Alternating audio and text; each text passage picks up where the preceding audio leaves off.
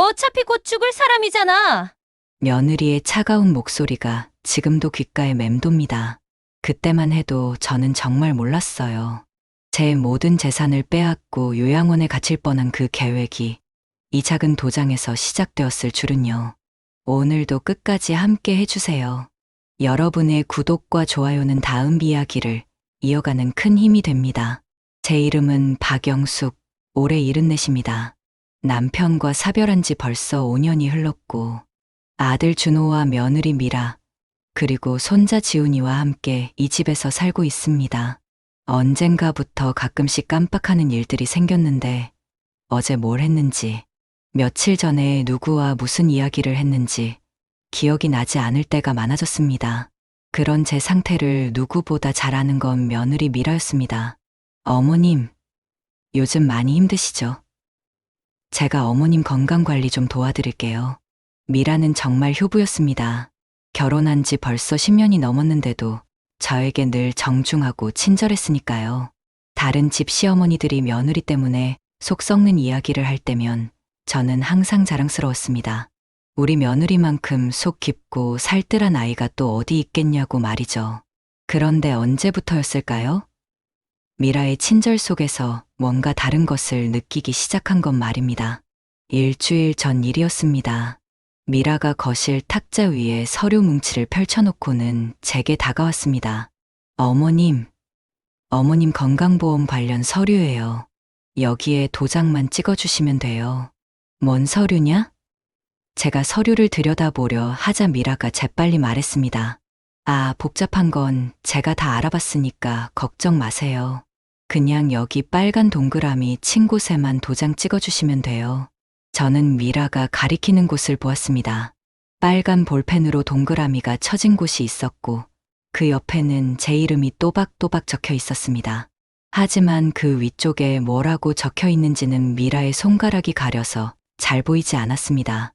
미라야, 이게 정확히 뭔 서류인지 좀 더 자세히 설명해줘. 어머님, 요즘 워낙 깜빡하시니까 복잡한 건 생각 안 하셔도 돼요. 제가 어머님한테 해로운 일을 하겠어요? 미라의 말이 틀린 건 아니었습니다. 요즘 정말 기억력이 많이 떨어졌으니까요. 그래서 저는 별 생각 없이 도장을 찍었습니다. 낡은 도장함에서 꺼낸 제 도장을 꾹 눌러서 말이죠. 그런데 이상했습니다. 미라가 서류를 접으며 제게 보여준 웃음이 어딘가 어색해 보였거든요. 마치 뭔가 성공했다는 듯한 그런 미묘한 만족감이 스쳐 지나가는 것 같았습니다. 그날 밤, 저는 부엌에서 설거지를 하면서 계속 그 일이 머릿속에 맴돌았습니다. 찬물에 손을 담그고 그릇을 닦으면서도 자꾸 오후에 있었던 일이 떠올랐거든요. 분명히 뭔가 놓친 게 있는 것 같은데 그게 뭔지 도저히 기억이 나지 않았습니다. 정말 이상한 일이었습니다. 평소 같으면 미라가 무슨 서류든 자세히 설명해 줬거든요. 약국에서 받은 처방전도, 병원 예약 확인서도, 심지어 마트 적립금, 카드 신청서까지도 모든 걸 천천히 읽어주곤 했던 미라인데 그날은 유난히 서두르는 것 같았어요. 혹시 내가 너무 예민하게 반응하는 건 아닌가 하는 생각도 들었습니다. 하지만 사흘 후 또 같은 일이 벌어졌습니다. 어머님, 이번엔 병원 관련 서류예요. 정기 건강검진 받으실 때 필요한 동의서고요. 이번엔 좀 더 주의 깊게 보려고 했습니다. 하지만 미라는 서류를 제 눈높이보다 훨씬 낮게 들고 있었고 제가 몸을 숙여보려고 하자 얼른 어머님, 허리 안 좋으시잖아요 라며 말렸습니다. 그냥 여기 도장만 찍어주세요. 복잡한 의료용어가 많아서 보셔도 이해하기 어려우실 거예요. 그 말을 들으며 가슴이 답답해졌습니다. 제가 언제부터 글도 못 읽는 사람 취급을 받게 된 걸까요? 분명히 젊었을 때는 남편 사업, 관련 서류도 제가 다 챙겼는데 말이죠. 하지만 돌이켜보니 요즘 정말 글자가 잘 안 보이기도 하고 복잡한 내용을 이해하는 게 예전만 못한 것도 사실이었습니다. 그래서 이번에도 결국 도장을 찍고 말았습니다. 그날 밤에도 잠이 오지 않았습니다. 천장을 바라보며 계속 생각했어요. 도대체 내가 며칠 사이에 무슨 서류들의 도장을 찍은 걸까? 건강보험 서류라고 했던가, 아니면 병원 동의서라고 했던가? 정말이지. 내가 뭘 했는지 기억이 나지 않아 미칠 것 같았습니다. 침실 서랍 속 낡은 도장함을 슬며시 열어보았습니다. 남편이 결혼 초에 선물해 준 나무 도장함이었는데 세월이 흘러 모서리가 달아 있었습니다. 도장함 안에는 제 실명이 새겨진 도장과 남편 것, 그리고 아들 어렸을 때 쓰던 작은 도장까지 가지런히 들어 있었습니다. 이 작은 도장 하나가 이렇게 무거울 줄이야. 손에 쥐고 있으니 마치 뜨거운 돌덩이를 만지는 것 같았습니다. 정말이지. 내가 너무 의심이 많아진 건 아닐까? 며느리가 나한테 잘해주려고 하는 건데 내가 괜한 걱정을 하는 건 아닌지 생각했죠. 하지만 동시에 이런 생각도 들었습니다. 아무리 며느리라고 해도, 아무리 내 기억력이 나빠졌다고 해도 내가 뭘 하는지 정도는 알고 살아야 하는 거 아닐까? 그때 저는 결심했습니다. 내 도장이 찍히는 종이가 도대체 뭔지 그 정도는 내가 알고 있어야 한다고요. 다음 날 아침 미라가 또 서류 뭉치를 들고 왔습니다. 이번엔 자세히 따져 물으려고 마음의 준비를 하고 있었는데 미라가 대뜸 그러더군요. 어머님, 정기 건강검진 받으실 때가 되었어요. 병원 예약 잡아드렸으니까 이번 주에 다녀오세요. 저는 잠시 말문이 막혔어요. 서류 이야기를 꺼내려던 찰나에 건강검진 이야기가 나오니 괜히 제가 트집 잡는 사람 같아 보일까봐 그냥 고개만 끄덕였습니다. 그날 이후로 미라의 관심이 부쩍 늘어났습니다. 제가 뭘 하든 어디를 가든 세심하게 챙겨주었어요. 아침에 일어나면 혈압약을 챙겨주고 외출할 때는 핸드폰 챙겼는지 확인해주고 심지어 화장실 문이 제대로 잠겼는지까지 확인해주곤 했습니다. 처음에는 고마웠습니다. 정말로요.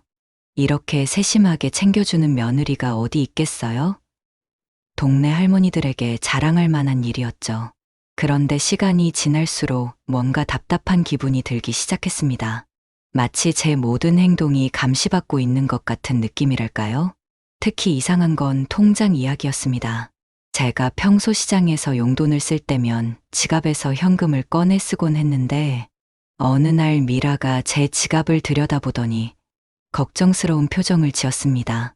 제가 현금을 너무 많이 들고 다닌다는 거였어요. 요즘 치매 환자들이 돈을 잃어버리는 경우가 많다면서 차라리 자신이 생활비를 관리해주겠다고 했습니다. 그 말을 들으며 가슴이 철렁 내려앉았습니다. 치매 환자라니요. 물론 요즘 깜빡하는 일이 많아지긴 했지만 제가 치매 환자라고 불릴 정도인가요? 미라는 제 당황한 표정을 보더니 재빨리 말을 이었습니다. 치매는 아니지만 예방 차원에서 미리미리 준비하는 게 좋다는 거였어요. 그래서 저는 결국 제 통장을 미라에게 맡기게 되었습니다. 미라가 말하길 필요할 때마다 말만 하면 언제든 돈을 주겠다고 했거든요. 그런데 이상했습니다. 며칠 후 시장에서 생선을 사려고 미라에게 돈을 달라고 했더니 미라가 의외의 반응을 보였어요. 어머님이 어제도 생선 사셨다면서 냉장고에 아직 남아있지 않냐고 하는 거였습니다. 저는 어리둥절했습니다. 어제 생선을 샀다고요? 전혀 기억이 나지 않았거든요. 냉장고를 열어보니 정말로 생선이 하나 들어있었습니다. 포장지를 보니 어제 날짜가 찍혀 있더라고요. 그때부터 무서워지기 시작했습니다. 정말로 제가 기억을 잃어가고 있는 건 아닐까 덜컥 겁이 났어요. 미라는 제 불안한 모습을 보며 더욱 적극적으로 도와주겠다고 나섰습니다. 앞으로 집안의 모든 중요한 서류들을 자신이 관리하겠다고 했어요. 등기부등본이며 보험 서류며 심지어 의료보험 관련 서류들까지 모두 자신이 보관하겠다는 거였습니다. 저는 망설였습니다. 아무리 며느리라지만 이런 중요한 서류들까지 맡길 필요가 있을까 싶었거든요. 하지만 미라의 설득은 집요했습니다. 만약 제가 서류를 분실하거나 실수로 버리기라도 한다면 큰 문제가 될 거라면서 안전한 곳에 보관해두겠다고 했어요. 그때는 그저 일리 있는 이야기라고 생각했어요. 실제로 며칠 전에는 병원에서 받은 처방전을 어디에 두었는지 한참을 찾은 적도 있었거든요. 결국 미라의 가방 속에서 발견되었는데 제가 미라에게 맡겼다가 까먹었던 거였어요. 이런 일들이 반복되다 보니 저는 점점 제 자신을 신뢰하지 못하게 되었습니다. 정말로 제가 기억하지 못하는 일들이 많이 있는 것 같았거든요. 미라가 어머님, 어제 이 이야기 하셨잖아요 라고 말하면 저는 전혀 기억이 나지 않으면서도 내가 또 까먹었구나 하며 고개를 끄덕일 수밖에 없었습니다. 그러던 어느 날 아들 준호가 퇴근하고 집에 들어왔습니다. 저는 오랜만에 아들과 둘이서 대화할 기회라고 생각하며 거실로 나갔어요. 아들에게 요즘 제가 기억력이 많이 나빠진 것 같다고, 혹시 병원에 한번 가봐야 하는 건 아닌지 물어보려고 했습니다. 하지만 아들의 반응은 예상과 달랐습니다. 준호는 제 이야기를 다 듣지도 않고 고개를 저으며 말했어요. 자신도 미라한테 들었다면서 엄마가 요즘 많이 힘들어하고 계신다는 걸 안다고 했습니다. 그리고는 미라가 엄마를 얼마나 세심하게 챙겨드리는지 모른다면서 고맙게 생각하라고 했어요. 제가 하고 싶었던 말은 그게 아니었는데 아들은 이미 자리에서 일어나 자기 방으로 들어가 버렸습니다. 마치 제가 며느리에 대한 불만을 늘어놓을까봐 미리 차단하는 것 같았어요. 그날 밤 저는 혼자 앉아서 생각했습니다. 정말로 미라가 저를 위해서 이 모든 일을 하고 있는 건지 아니면 제가 너무 의심이 많아진 건지 알 수가 없었어요. 며칠 후 결정적인 일이 벌어졌습니다. 제가 평소 아껴두던 금반지를 찾으려고 했는데 어디에 두었는지 기억이 나지 않았어요. 분명히 화장대 서랍에 넣어두었다고 생각했는데 아무리 찾아봐도 없었습니다. 미라에게 혹시 금반지를 본 적이 있냐고 물어봤더니 미라는 잠시 생각하는 듯 하더니 이렇게 말했습니다. 어머님, 며칠 전에 그 반지 은행에 맡겨두신다고 하셨잖아요. 금고에 보관하신다고. 저는 깜짝 놀랐습니다. 은행 금고에 반지를 맡겼다는 이야기를 전혀 기억할 수 없었거든요. 도대체 언제 은행에 갔는지, 왜 그런 결정을 했는지 아무것도 떠오르지 않았습니다. 미라의 설명에 따르면 제가 직접 은행에 가서 금고를 빌리고 반지를 넣어두었다고 했습니다. 안전하게 보관하려고 그랬다는 거예요. 그리고는 제게 금고 열쇠를 보여주었습니다. 정말로 제가 한 일이 맞는 것 같았습니다. 열쇠에는 제 이름이 적힌 꼬리표가 달려 있었거든요. 하지만 여전히 기억이 나지 않았어요. 도대체 언제 이런 일을 했던 걸까요? 그때부터 저는 정말로 무서워졌습니다. 제가 모르는 사이에 이런 중요한 일들을 하고 있었다니요. 혹시 다른 일들도 제가 기억하지 못하는 사이에 벌어진 건 아닐까요? 미라는 제 불안한 모습을 보며 더욱 다정하게 달래주었습니다. 괜찮다고. 이런 일은 나이가 들면 누구에게나 생기는 자연스러운 일이라고 했어요. 그리고는 앞으로 더욱 세심하게 챙겨드리겠다고 약속했습니다. 하지만 저는 알 수 없는 불안감에 휩싸였습니다. 제 기억 속에서 점점 더 많은 것들이 사라져 가고 있는 것 같았거든요. 그리고 그 빈자리를 미라의 말들이 채워나가고 있었어요. 과연 제가 정말로 기억을 잃어가고 있는 걸까요? 아니면 다른 무언가가 벌어지고 있는 걸까요? 저는 점점 더 혼란스러워져만 갔습니다. 그 일이 있고 며칠 후 저는 병원에 정기검진을 받으러 가게 되었습니다. 미라가 예약을 잡아주었거든요. 혈압약을 처방받기 위한 간단한 검진이었는데 미라는 바쁘다며 저 혼자 가라고 했습니다. 평소 같으면 항상 따라와 주던 미라였는데 그날은 왠지 급한 일이 있다고 했어요. 버스를 타고 병원으로 가는 길, 창밖 풍경을 바라보며 생각에 잠겼습니다. 요즘 들어 제 기억력에 대한 의심이 계속 커져만 갔거든요. 정말로 제가 금반지를 은행 금고에 맡겼을까요? 생선을 사놓고 잊어버렸을까요? 이런 일들이 실제로 벌어진 일인지 아니면 미라가 잘못 기억하고 있는 건 아닌지 알 수가 없었습니다. 병원에서 검진을 받는 동안에도 마음이 편치 않았습니다. 의사 선생님이 혈압을 재시며 평소와 다른 게 없는지 물어보셨는데 저는 잠시 망설이다가 요즘 기억력이 많이 나빠진 것 같다고 말씀드렸습니다.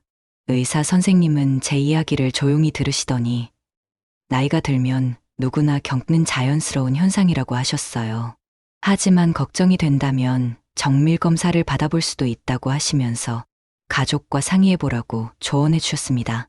집으로 돌아오는 길, 저는 마음을 굳혔습니다. 미라와 아들에게 정밀 검사를 받고 싶다고 말해보기로 했어요. 제 상태가 정확히 어떤지 알고 싶었거든요.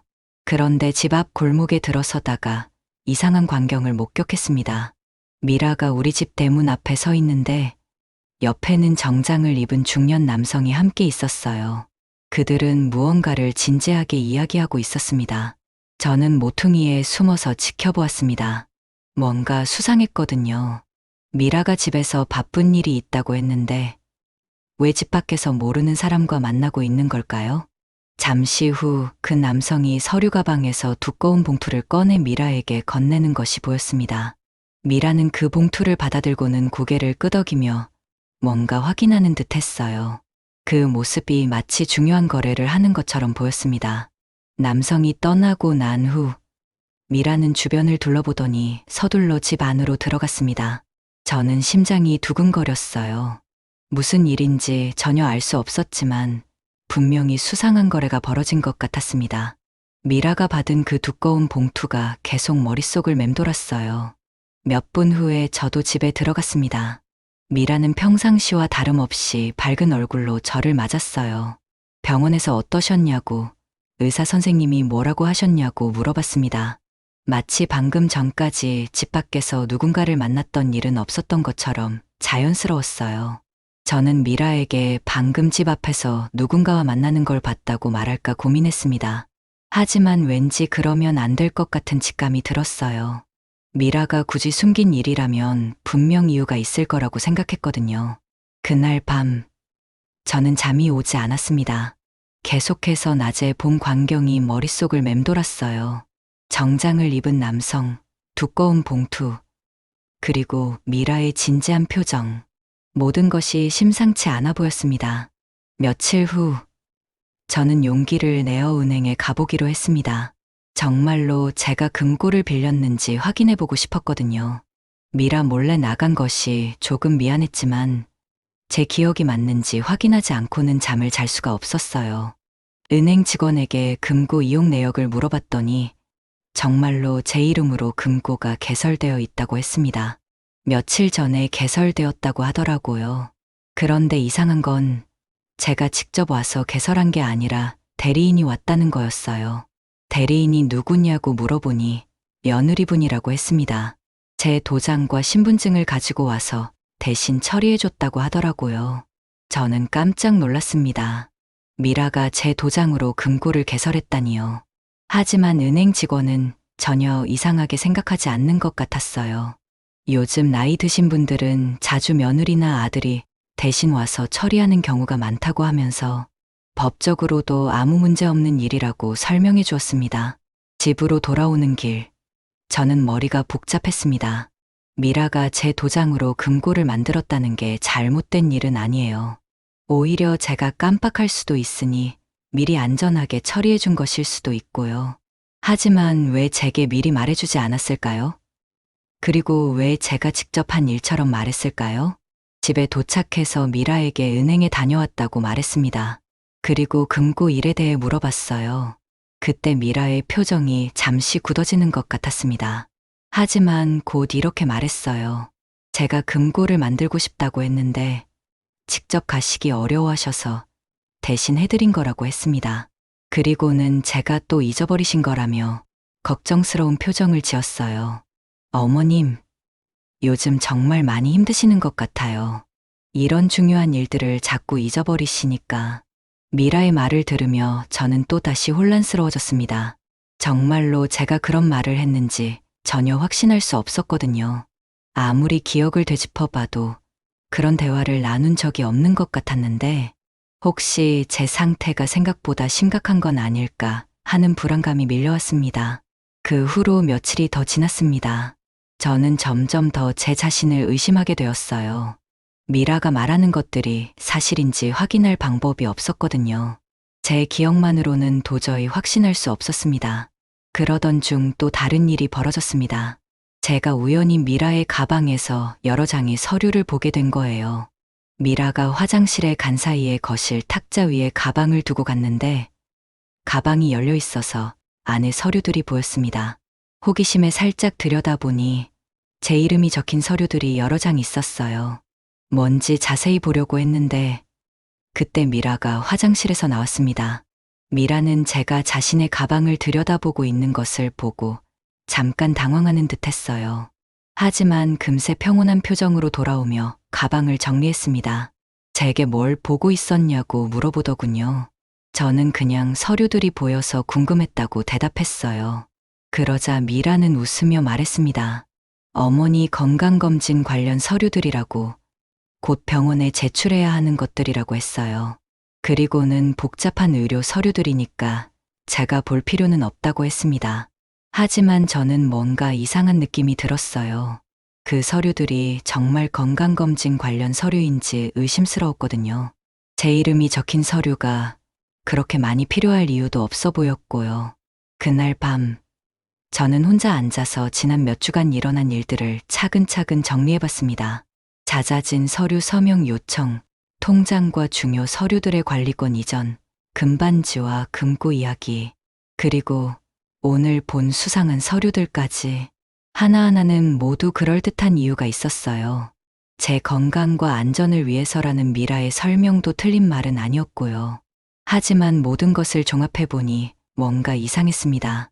저는 점점 더 혼란스러워져만 갔습니다. 제가 너무 의심이 많아진 건지 아니면 정말로 뭔가 일어나고 있는 건지 알 수가 없었어요. 그리고 이 모든 의심을 누구에게도 말할 수 없다는 게 가장 답답했습니다. 아들은 이미 미라 편이었고 주변에 믿고 이야기할 사람도 없었습니다. 저는 이 집에서 점점 더 외톨이가 되어가고 있었어요.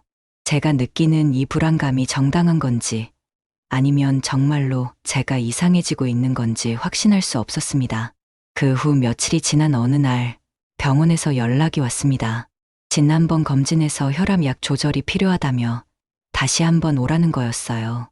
미라는 그날도 바쁘다며 저 혼자 가라고 했습니다. 사실 저는 혼자 나가는 시간이 반가웠어요. 요즘 집에서는 항상 미라의 시선을 의식하게 되었거든요. 병원에 도착해서 진료를 기다리는 동안 저는 지난번에 기억력 문제를 상담했던 의사 선생님을 다시 만나게 되었습니다. 이동민 선생님이라고 하시는 분이었는데 50대 초반 정도로 보이는 온화한 인상의 분이셨어요. 진료실에 들어가자 이동민 선생님께서 지난번 이야기를 기억하고 계시더라고요. 그동안 기억력은 어떠셨는지, 가족분들과 상의해서 정밀검사는 받아보셨는지 물어보셨습니다. 저는 솔직하게 말씀드렸어요. 가족들이 이미 제가 많이 안 좋다고 생각하고 있어서 굳이 검사까지 받을 필요는 없을 것 같다고요. 그러면서 요즘 벌어지고 있는 일들을 간단히 설명해 드렸습니다. 통장 관리를 며느리가 맡게 된 일이며 제가 기억하지 못하는 일들이 자꾸 생긴다는 이야기 말이에요. 이동민 선생님은 제 이야기를 주의 깊게 들으시더니 갑자기 심각한 표정이 되셨습니다. 그리고는 조심스럽게 물어보셨어요. 혹시 가족분이 제가 치매라고 말하는지, 그래서 중요한 일들을 대신 처리해주겠다고 하는지 말이에요. 저는 깜짝 놀랐습니다. 의사 선생님이 왜 그런 질문을 하시는지 이해할 수 없었지만 고개를 끄덕이며 그렇다고 대답했어요. 미라가 제가 요즘 많이 힘들어한다고 하면서 복잡한 일들은 자신이 대신 처리해주겠다고 한다고 말씀드렸습니다. 그때 이동민 선생님께서 놀라운 말씀을 해주셨어요. 제가 지난번 검진에서 받은 간단한 인지능력 검사 결과를 보니 또래에 비해 전혀 떨어지지 않는다는 거였습니다. 오히려 평균보다 높은 수준이라고 하시더라고요. 저는 귀를 의심했습니다. 정말로 제가 정상이라는 뜻인가요? 그럼 요즘 깜빡하는 일들은 뭔가요? 이동민 선생님은 차근차근 설명해 주셨습니다. 70대가 되면 누구나 젊었을 때보다 기억력이 떨어지는 게 자연스럽다고요. 하지만 그것과 치매는 완전히 다른 문제라고 하셨어요. 제 경우는 단순한 노화에 따른 건망증일 뿐이라고 했습니다. 그러면서 이동민 선생님은 제게 중요한 이야기를 해주셨어요. 요즘 노인을 대상으로 한 사기 사건이 많이 발생하고 있다는 거였어요. 특히 가족이 노인의 인지 능력을 의도적으로 의심하게 만들어서 재산을 빼돌리는 경우가 종종 있다고 하셨습니다. 제 가슴이 쿵 내려앉았습니다. 혹시 미라가 그런 일을 하고 있는 건 아닐까요? 하지만 그런 생각을 하는 제 자신이 너무 나쁜 사람 같아서 고개를 저었어요. 이동민 선생님은 제 복잡한 표정을 보시더니 조심스럽게 조언해 주셨습니다. 앞으로 중요한 서류에 도장을 찍을 때는 반드시 내용을 확인하라고요. 그리고 가족이라고 해도 본인 모르게 재산을 처분하는 일은 불법이라고 하셨습니다. 어머님, 나이가 드셨다고 해서 스스로를 의심하지 마세요.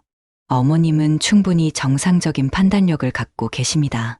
의사 선생님의 말씀을 듣고 나니 마음 한구석이 뻥 뚫리는 기분이었어요. 그동안 제가 느꼈던 불안감과 의심이 전혀 근거 없는 게 아니었구나 싶었거든요.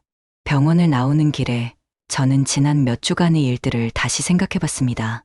미라가 제게 도장을 찍게 했던 서류들, 통장과 중요 서류들을 맡겠다고 했던 일들, 그리고 제가 기억하지 못한다며 넘어갔던 모든 상황들 말이에요. 이제 보니 미라의 행동에는 일관된 패턴이 있었습니다. 항상 제가 기억력이 나쁘다는 것을 강조하고 복잡한 일은 제가 이해하기 어렵다며 대신 처리하겠다고 나서는 것이었어요. 집으로 돌아가는 버스 안에서 저는 마음을 정리했습니다. 이제 더 이상 제 자신을 의심하지 않기로 했어요.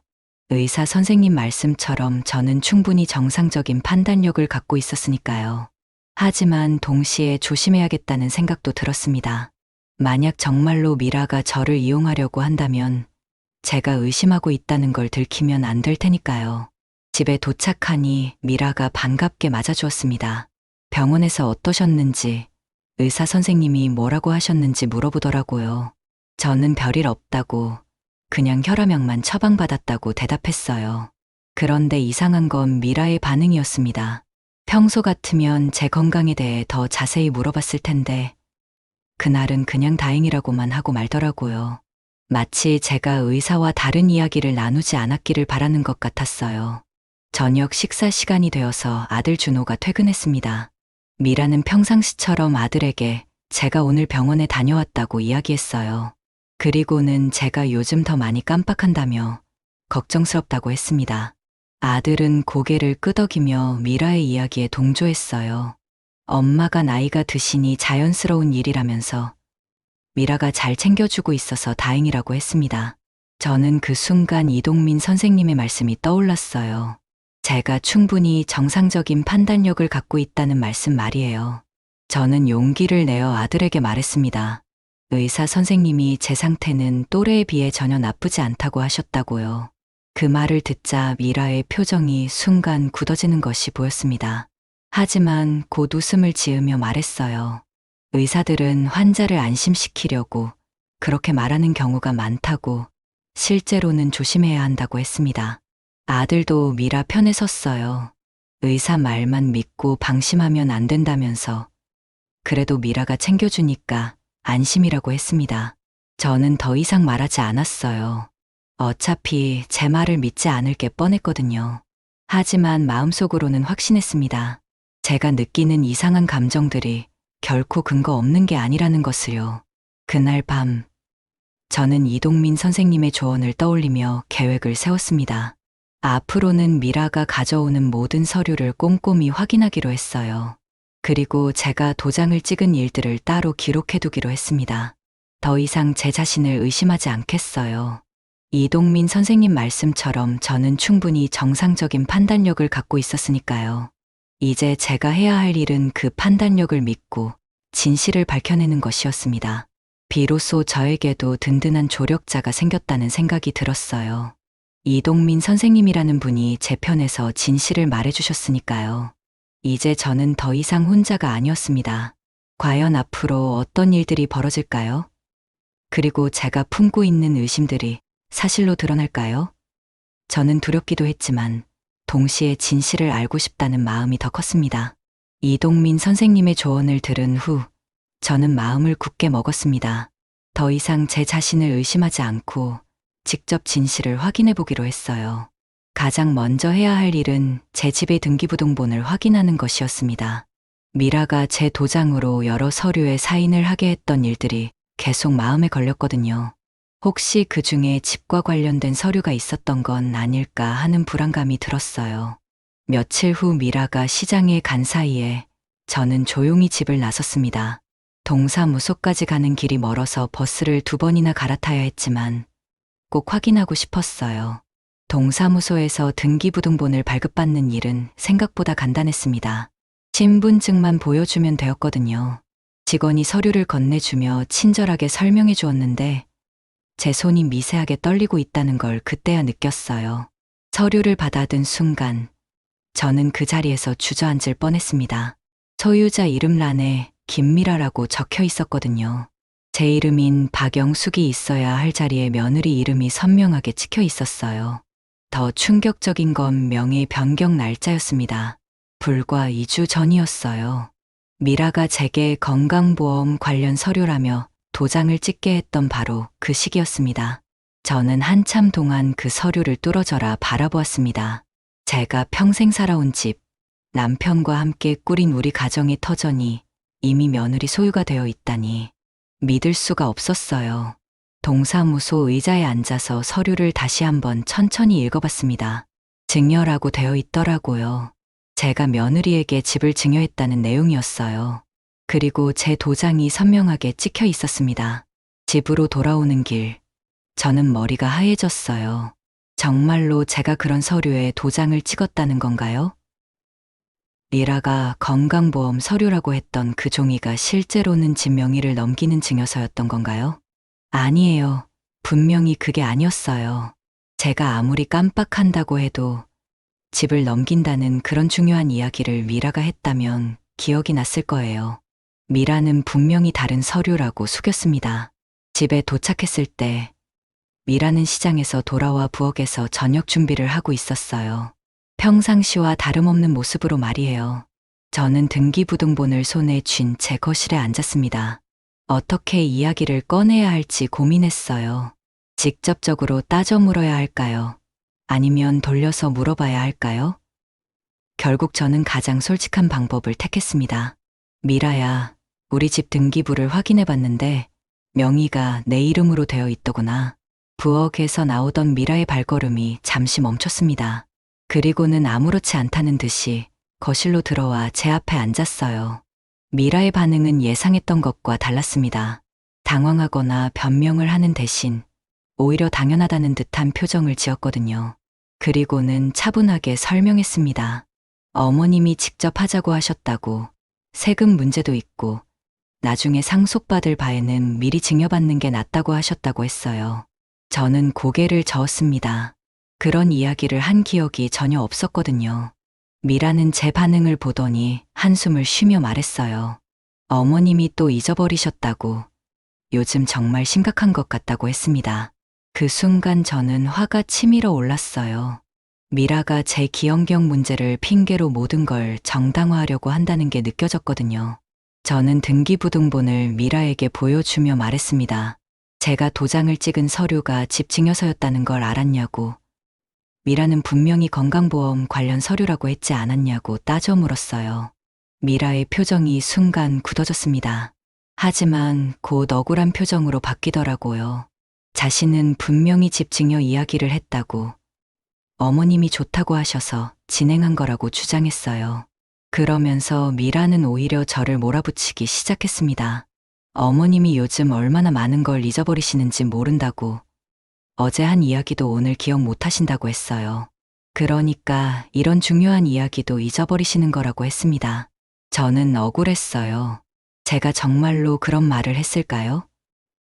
아무리 기억력이 나빠졌다고 해도 평생 살아온 집을 넘기겠다는 그런 중요한 결정을 내렸다면 조금이라도 기억이 날 텐데요. 그때 현관문이 열리며 아들 준호가 들어왔습니다. 거실의 험악한 분위기를 감지했는지 무슨 일이냐고 물어봤어요. 미라가 먼저 입을 열었습니다. 어머님이 집 증여 서류에 도장을 찍으신 걸 잊어버리셨다고, 자신을 의심하고 계신다고 했어요. 그러면서 어머님 상태가 정말 심각한 것 같다며 울먹이는 목소리로 말했습니다. 아들은 제게로 와서 물어봤어요. 정말로 집을 미라에게 증여하겠다고 한 기억이 없냐고요. 저는 고개를 저으며 전혀 기억이 없다고 대답했습니다. 그러자 아들의 표정이 복잡해졌어요. 그리고는 미라와 저를 번갈아 보더니 한숨을 쉬었습니다. 엄마가 요즘 많이 깜빡하신다면서 아마 그때 한 이야기를 지금 기억 못 하시는 것 같다고 했어요. 저는 아들의 말에 더욱 화가 났습니다. 아들마저 미라 편에 서서 저를 의심하고 있었거든요. 제가 아무리 설명해도 믿으려 하지 않았어요. 그날 밤, 저는 잠을 잘 수가 없었습니다. 제가 평생 살아온 집이 이미 제 것이 아니라는 사실이 계속 머릿속을 맴돌았어요. 그리고 가족들이 모두 제 편이 아니라는 현실이 더욱 무겁게 느껴졌습니다. 며칠 후, 저는 다시 한번 확인해보고 싶어서 제 통장 내역을 살펴봤습니다.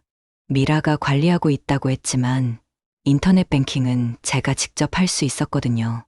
통장 내역을 확인해보니 더욱 충격적인 사실을 발견했습니다. 지난 몇 달 동안 제가 모르는 사이에 큰 돈이 여러 번 빠져나가고 있었어요.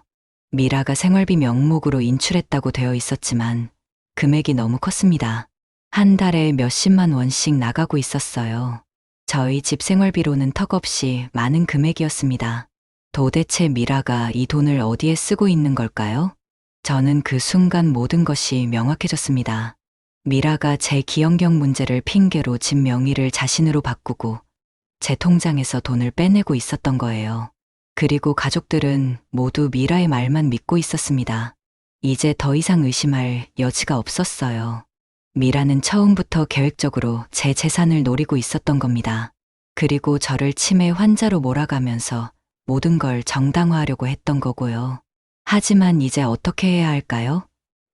이미 집 명의는 바뀌었고 통장도 미라가 관리하고 있습니다. 무엇보다 아들까지도 미라 편에서 서 있는 상황에서 제가 할 수 있는 일이 있을까요? 저는 그때 이동민 선생님의 말씀이 떠올랐어요.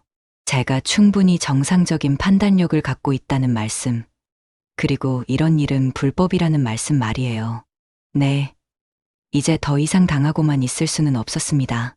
제가 직접 나서서 이 모든 것을 바로잡아야 했어요. 비록 늦었지만 아직 포기하기에는 이른 것 같았습니다. 집 명의와 통장 문제를 알게 된 후 며칠이 지났습니다. 저는 어떻게 해야 할지 계속 고민했지만 뾰족한 해답을 찾을 수가 없었어요. 미라는 평상시와 다름없이 행동했고 아들은 여전히 며느리 편에만 서 있었습니다. 그러던 어느 날 아침, 미라가 심각한 표정으로 제게 다가왔습니다. 어젯밤에 제가 이상한 행동을 했다는 거예요. 새벽 2시경에 일어나서 부엌에서 가스레인지를 켜놓고 가만히 서 있었다고 했습니다. 저는 깜짝 놀랐어요. 전혀 기억이 나지 않았거든요. 새벽에 부엌에 갔다는 기억도 가스레인지를 만졌다는 기억도 없었습니다. 미라는 걱정스러운 표정으로 말했어요. 혹시 몽유병 증상이 시작된 건 아닌지 정말 위험한 상황이었다고 했습니다. 정말 그런 일이 있었을까요? 저는 혼란스러웠어요. 요즘 잠을 깊게 못 자는 건 사실이었지만 몽유병까지 생겼다니요. 혹시 제가 정말로 더 심각한 상태인 걸까요? 미라는 그날부터 저를 더욱 세심하게 지켜봤습니다. 화장실에 갈 때도 따라오고 잠들 때까지 지켜보더라고요. 제가 혼자 있는 시간을 거의 주지 않았어요. 안전을 위해서라고 했지만 저는 점점 숨이 막히는 기분이었습니다. 며칠 후 또 다른 사건이 벌어졌습니다. 제가 아침에 일어났는데 손목에 상처가 나 있다는 거예요. 언제 다쳤는지 전혀 기억이 나지 않았는데 미라가 발견하고는 깜짝 놀라며 소리쳤어요. 미라의 말로는 제가 밤에 또 일어나서 부엌칼을 만지작거렸다고 했습니다. 그러다가 실수로 손목을 베었다는 거예요. 다행히 깊지 않은 상처라서 큰일은 아니었지만 미라는 정말 심각하다며 걱정했어요. 저는 그 이야기를 듣고 정말 무서워졌습니다. 제가 잠든 사이에 그런 위험한 일들을 하고 있었다니요. 정말로 제 상태가 급격히 나빠지고 있는 건 아닐까요? 그때 아들 준호가 퇴근하고 들어왔습니다. 미라는 즉시 아들에게 제 상황을 설명했어요. 어머님이 밤마다 이상한 행동을 하신다고 가스레인지도 만지고 칼도 만지신다고 했습니다. 이래서는 정말 큰 사고가 날 수 있다고 했어요. 아들의 얼굴이 심각해졌습니다. 그리고는 미라와 함께 거실에 앉아서 무언가를 진지하게 상의하기 시작했어요. 저는 그들의 대화를 들을 수 없어서 답답했지만 분명히 제가 관련된 중요한 이야기인 것 같았습니다. 얼마 후 두 사람이 제게 다가왔습니다. 아들이 입을 열었어요. 엄마의 안전을 위해서 전문적인 도움이 필요할 것 같다고 좋은 요양시설을 알아봤다고 했습니다. 제 심장이 쿵 하고 내려앉았습니다. 요양원이라니요. 그들이 저를 요양원에 보내려고 한다고요? 안 돼. 나는 요양원에 가지 않을 거야. 내가 뭘 잘못했다고 요양원에 보내려고 하는 거야? 제 목소리가 떨렸습니다. 하지만 아들과 미라는 단호했어요. 아들이 말했습니다. 엄마 혼자서는 더 이상 안전하게 지낼 수 없다고. 전문 간병인이 있는 곳에서 제대로 치료받아야 한다고 했어요. 미라도 거들었습니다. 어머님을 위해서 하는 일이라고 집에서는 스문의 시간 지켜볼 수 없으니 위험하다고 했어요. 그러면서 이미 좋은 시설을 예약해놨다고 했습니다. 저는 믿을 수가 없었어요. 제가 모르는 사이에 이미 모든 것이 결정되어 있었던 거예요. 저에게는 선택권도 없었습니다. 저는 필사적으로 항변했습니다. 제가 정말로 그런 이상한 일들을 했는지 의심스럽다고. 전혀 기억이 나지 않는다고 말했어요. 혹시 실수나 오해가 아닌지 다시 한번 생각해달라고 애원했습니다. 하지만 아들은 고개를 저었습니다. 미라가 직접 목격한 일인데 뭘 더 확인해야 하냐고 했어요. 그리고는 엄마가 자꾸 현실을 부정하려고 한다며 이것도 치매 증상 중 하나라고 했습니다. 저는 그 순간 모든 것이 허사라는 걸 깨달았어요. 아무리 제가 설명하고 항변해도 그들은 이미 저를 판단 능력이 없는 사람으로 단정해버렸습니다. 제 말은 더 이상 아무 의미가 없었어요. 미라는 이미 짐까지 싸두었다고 했습니다. 내일 아침에 바로 시설로 가면 된다고 모든 준비가 끝났다고 했어요. 마치 저 없이도 척척 진행될 수 있는 일인 것처럼 말했습니다. 그날 밤 저는 한잠도 잘 수가 없었습니다. 정말로 내일 아침이면 제가 이 집을 떠나야 하는 건가요? 평생을 살아온 우리 집을, 남편과 함께 만들어온 추억들을 모두 뒤로하고 요양원에 가야 하는 건가요? 더욱 절망스러운 건 이 모든 상황이 미라의 계획대로 진행되고 있다는 점이었어요. 집 명의도 이미 미라 것이 되었고 제 통장도 미라가 관리하고 있고 이제 저까지 요양원에 보내버리면 모든 것이 깔끔하게 정리되는 거겠죠. 저는 화가 났지만 동시에 무력감에 휩싸였습니다. 제가 아무리 진실을 알고 있어도 아무도 제 말을 믿어주지 않는다면 무슨 소용이 있을까요? 새벽이 되어서야 저는 깨달았습니다. 제가 정말로 밤에 이상한 행동을 했는지는 중요하지 않다는 것을요. 중요한 건 미라가 그렇게 말했고 아들이 그것을 믿었다는 사실이었어요. 미라는 처음부터 이 순간을 위해 차근차근 준비해온 것 같았습니다. 제 기억력을 의심하게 만들고 제가 위험한 상태라는 증거들을 하나씩 쌓아올리고 마침내 요양원 입소라는 최종 목표에 도달한 거예요. 그리고 아들은 그 모든 과정에서 미라의 완벽한 조력자 역할을 했습니다. 제 말은 듣지 않고 오직 아내의 말만 믿으면서 저를 점점 더 깊은 절망으로 밀어넣었어요. 아침이 밝아오자 미라가 제 방으로 들어왔습니다. 준비할 시간이라며 옷을 갈아입으라고 했어요. 그 모습이 마치 죄수를 호송하는 간수 같아 보였습니다. 저는 마지막으로 한 번 더 애원해봤습니다. 정말로 요양원에 가기 싫다고 집에 있게 해달라고 말했어요. 하지만 미라는 이미 결정된 일이라며 어머님을 위해서 하는 일이라고 반복할 뿐이었습니다. 그 순간 저는 완전히 포기하고 싶었어요. 이 모든 싸움이, 이 모든 노력이 결국 아무 소용없었다는 생각이 들었거든요. 미라의 계획은 완벽했고 저는 너무나도 무력했습니다. 하지만 현관문을 나서는 순간 저는 마음속에서 작은 불꽃 하나가 다시 타오르는 것을 느꼈어요. 이대로 끝낼 수는 없다는 생각이 들었습니다. 비록 지금은 져서 요양원에 가더라도 언젠가는 반드시 진실을 밝혀내겠다고 다짐했어요. 미라는 분명히 실수를 할 거예요. 너무 완벽하게 계획을 세웠다고 생각하다 보면 방심할 순간이 올 거예요. 그때까지 저는 포기하지 않고 기회를 기다리기로 했습니다. 요양원으로 향하는 차 안에서 저는 마지막으로 우리 집을 돌아봤습니다. 이제 더 이상 제 집이 아닌 그곳에서 과연 언제 다시 돌아올 수 있을까요? 요양원에서 사흘을 보냈습니다. 그 사흘이 마치 평생처럼 길게 느껴졌어요. 낮에는 간병인들의 관리 아래 있어야 했고, 밤에는 낯선 방에서 잠을 청해야 했습니다. 무엇보다 제가 억울하게 이곳에 와 있다는 생각에 잠을 이룰 수가 없었어요. 그런데 사흘째 되는 날 아침 뜻밖의 전화를 받았습니다. 이동민 선생님이었어요. 어떻게 제가 요양원에 있다는 걸 알고 연락을 주셨는지 궁금했지만 그분의 목소리를 듣는 순간 눈물이 날 것 같았습니다. 선생님께 지난 며칠간 벌어진 일들을 모두 말씀드렸습니다. 제가 밤에 이상한 행동을 했다고 미라가 주장한 일들, 그래서 위험하다며 요양원에 보내진 일들을 자세히 설명드렸어요. 이동민 선생님은 그런 증상이 갑자기 나타나는 경우는 매우 드물다고 하시면서 특히 모든 상황을 목격한 사람이 오직 며느리뿐이라는 점이 이상하다고 지적하셨어요.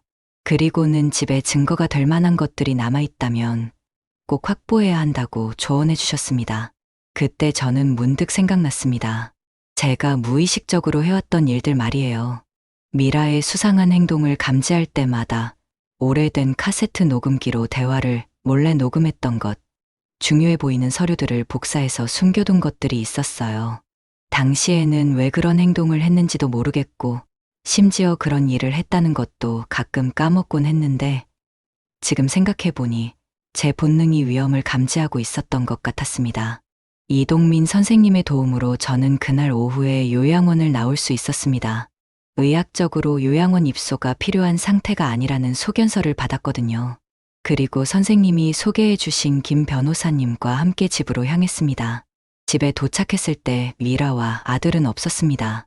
아마 제가 요양원에 있는 줄 알고 안심하고 외출한 모양이었어요. 저는 김 변호사님과 함께 집 안으로 들어갔습니다. 가장 먼저 확인한 곳은 제 침실 장롱 깊숙한 곳이었어요. 장롱 맨 아래 칸, 오래된 이불 더미 사이에서 낡은 과자 상자를 발견했습니다. 상자를 여는 순간 저는 제 자신도 놀랐어요. 그 안에는 정말로 여러 가지 증거들이 들어있었거든요. 카세트 테이프 몇 개, 서류 복사본들, 그리고 작은 수첩까지 있었습니다. 김 변호사님이 서류들을 살펴보시더니 이것들이 정말 중요한 증거라고 하셨어요. 제가 복사해둔 원래 집 등기부등본과 변경된 등기부등본을 대조해보면 명의 변경 과정에서 명백한 사기가 있었다는 걸 증명할 수 있다고 하셨습니다. 그 다음은 카세트 테이프였습니다. 오래된 녹음기로 재생해보니 미라가 친구와 나눈 전화통화 내용이 녹음되어 있었어요. 테이프에서 나오는 미라의 목소리는 평소 제게 보여주던 모습과는 완전히 달랐습니다. 야, 정말 쉬웠어. 시어머니가 치매라고 하니까 다들 내 말만 믿더라고. 진명에 바꾸는 것도 통장 관리하는 것도 다 내 마음대로야. 녹음기에서는 미라가 병원비 같은 건 전혀 없다고 자랑하는 목소리도 들렸어요. 그냥 생활비라고 하면 한 달에 몇십만 원씩 제 통장에서 빼내도 아무도 의심하지 않는다는 거였습니다. 더 충격적인 건 요양원 이야기였어요. 그것도 미라가 모든 걸 꾸며낸 일이라고 했습니다. 밤에 제가 가스레인지를 켜놨다고 거짓말하고 칼을 갖고 놀았다고 지어내니까 아들이 깜짝 놀라더라고 웃으며 말하고 있었어요. 녹음기에서 나오는 미라의 웃음소리가 귓가에서 맴돌았습니다. 제가 그토록 의심했던 모든 것들이 사실이었던 거예요. 미라는 정말로 저를 속이고 제 재산을 빼돌리고 심지어 요양원에 보내기 위해 거짓 증거까지 만들어낸 것이었습니다. 김 변호사님은 이것이 명백한 사기죄에 해당한다며 당장 고발 조치를 취해야 한다고 하셨어요. 그때 현관문이 열리는 소리가 들렸습니다. 미라와 아들이 돌아온 모양이었어요. 저는 김 변호사님과 함께 거실로 나갔습니다. 미라는 저를 보고 깜짝 놀랐어요. 어떻게 요양원에서 나왔는지, 여기서 뭘 하고 있는지 당황하며 물어봤습니다. 미라야, 이제 그만하자. 내가 한 일을 내가 다 알고 있다.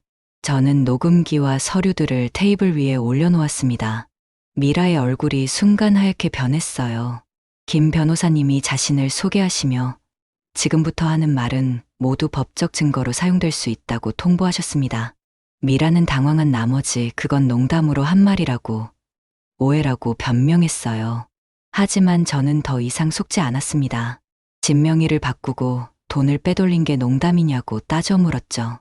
아들 준호도 뒤늦게 상황을 파악하고는 충격을 받은 표정으로 미라에게 물어봤습니다. 정말로 엄마를 속인 거냐고, 믿을 수 없다는 듯이요. 그때 미라는 완전히 다른 모습을 드러내기 시작했습니다.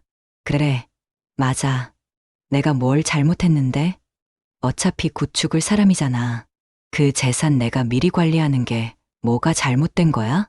그 말을 듣는 순간 저는 지난 몇 달간 느꼈던 모든 억울함이 한꺼번에 터져나오는 것을 느꼈습니다. 미라가 나를 그렇게 만든 거라고, 내가 뭘 했는지 기억 못한다고 거짓말하고 위험한 행동을 한다고 지어냈다고 소리쳤어요. 미라는 끝까지 지어낸 게 아니라며 발악했지만 아들이 소리를 질렀습니다. 이제야 진실을 깨달은 것 같았어요. 엄마, 정말 죄송합니다.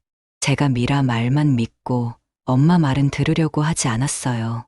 김 변호사님이 상황을 정리해 주셨습니다. 지금까지 확인된 내용만으로도 사기죄, 위조죄, 노인학대죄가 성립되며 진명이는 원상회복되고 빼돌린 돈도 모두 반환받을 수 있다고 하셨어요. 미라는 마지막까지 변명을 늘어놓았지만 이미 모든 증거가 있었기 때문에 소용없었어요. 결국 경찰에 신고하기로 했고 미라는 그날로 집을 나가야 했습니다. 모든 일이 정리된 후 저는 아들과 둘이 남게 되었어요. 준호는 제 앞에 무릎을 꿇고 사죄했습니다. 자신이 저를 지켜드렸어야 했는데 오히려 의심했다고, 정말 죄송하다고 울먹였어요. 저는 복잡한 심정이었어요. 아들이 미안해하는 것은 알겠지만 그 상처가 쉽게 아물 것 같지는 않았거든요. 준호야, 내가 미안하다고 하는 것만으로는 부족해. 앞으로 정말로 달라져야 한다. 그날 밤, 저는 오랜만에 제 집, 제 침실에서 편안히 잠들 수 있었습니다. 진실이 밝혀졌고 정의가 실현되었으니까요. 하지만 동시에 새로운 시작을 해야 한다는 생각도 들었어요. 이 모든 일을 겪으며 저는 많은 것을 깨달았습니다. 가장 중요한 건 제 자신을 믿는 것이었어요. 나이가 들었다고, 기억력이 예전 같지 않다고 해서 스스로를 포기해서는 안 된다는 것을요. 한 달이 지났습니다. 미라는 사기죄와 노인학대죄로 기소되었고 진명이는 다시 제 이름으로 돌아왔어요. 빼돌렸던 돈도 대부분 돌려받았습니다. 법적으로는 모든 것이 원래대로 돌아온 셈이었죠. 하지만 제 마음은 그리 간단하지 않았습니다. 미라에 대한 분노는 많이 가라앉았지만 그 자리를 다른 감정들이 채우고 있었어요. 아들에 대한 실망감, 제 자신에 대한 안타까움, 그리고 앞으로 어떻게 살아가야 할지에 대한 막연한 불안감까지 말이에요. 아들 준호는 그 후로 저에게 극진하게 잘해주려고 노력했습니다. 매일 퇴근하고 와서 제 안부를 묻고 주말이면 함께 시간을 보내자고 제안했어요. 미라와 이혼 절차도 진행했고 제게 용서를 구하려는 마음이 진심인 것 같았습니다. 하지만 저는 쉽게 마음을 열 수가 없었어요. 물론 아들이 미라에게 속았다는 것도, 지금 정말로 후회하고 있다는 것도 이해했습니다. 그럼에도 불구하고 가장 힘들 때 제 편에 서주지 못했던 것, 제 말보다 며느리 말을 더 믿었던 것은 여전히 상처로 남아 있었거든요. 어느 날 저는 이동민 선생님을 찾아뵈었습니다. 이 모든 일이 해결될 수 있었던 건 선생님 덕분이었으니까요. 선생님은 제가 잘 이겨냈다며 격려해 주셨지만 동시에 중요한 조언도 해 주셨어요. 앞으로는 저 자신만을 위한 시간을 가져보라는 거였습니다. 평생을 가족을 위해서만 살았으니 이제는 박영숙이라는 개인을 위해 살아보라고 하셨어요. 그 말씀을 들으며 저는 문득 깨달았습니다. 정말로 저는 언제부터인가 저 자신이 누구인지, 뭘 원하는지 생각해 본 적이 없었던 것 같았거든요. 그래서 저는 작은 변화부터 시작해 보기로 했습니다. 가장 먼저 한 일은 집 안을 정리하는 것이었어요. 미라가 사용했던 방을 완전히 비우고 새로 도배까지 했습니다. 그 과정에서 오래된 물건들도 많이 정리했어요. 필요 없는 건 과감하게 버리고 정말 소중한 것들만 남겼습니다. 남편의 유품들도 다시 한번 정리했습니다. 그동안 너무 아까워서 손도 대지 못했던 것들인데 이제는 마음이 조금 편해져서 차근차근 들여다볼 수 있었어요. 남편의 일기장을 발견했는데 그 안에는 저에 대한 고마움과 사랑이 가득 적혀 있었습니다. 그걸 읽으며 저는 남편이 얼마나 저를 아끼고 사랑했는지 새삼 느낄 수 있었어요. 집 정리가 끝나고 나니 마음도 한결 가벼워졌습니다. 그제야 저는 앞으로 뭘 하며 살지 생각해 볼 수 있었어요.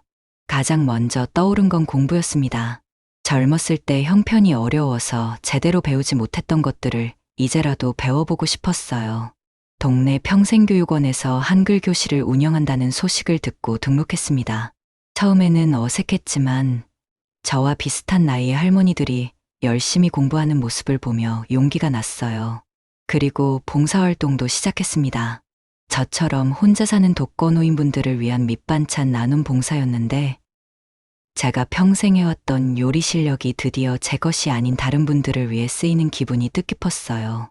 봉사활동을 하면서 저와 비슷한 처지의 분들을 많이 만났습니다. 자식들에게 실망한 분들, 외로움을 겪고 있는 분들, 그런 분들과 이야기를 나누다 보니 제가 겪은 일이 특별한 게 아니라는 걸 깨달았어요. 많은 노인분들이 비슷한 어려움을 겪고 계시더라고요. 그런 분들과 함께 시간을 보내면서 저는 점점 더 활기를 되찾았습니다. 웃을 일도 많아졌고 새로운 친구들도 생겼어요. 무엇보다 제가 누군가에게 도움이 될 수 있다는 사실이 뿌듯했습니다. 몇 달 전만 해도 저는 제 기억력을 의심하며 스스로를 믿지 못했었는데 이제는 다른 분들에게 조언도 해드리고 격려도 해드리는 사람이 되었어요. 정말 많은 것이 변했습니다. 아들과의 관계도 조금씩 나아지고 있습니다. 여전히 예전 같지는 않지만 서로를 이해하려고 노력하고 있어요. 준호는 제가 새로운 활동들을 시작한 것을 보며 처음에는 놀랐지만 이제는 응원해주고 있습니다. 며칠 전에는 손자 지훈이가 저를 찾아왔어요. 그동안 미라 때문에 소원했던 손자와 오랜만에 둘이서 시간을 보냈습니다.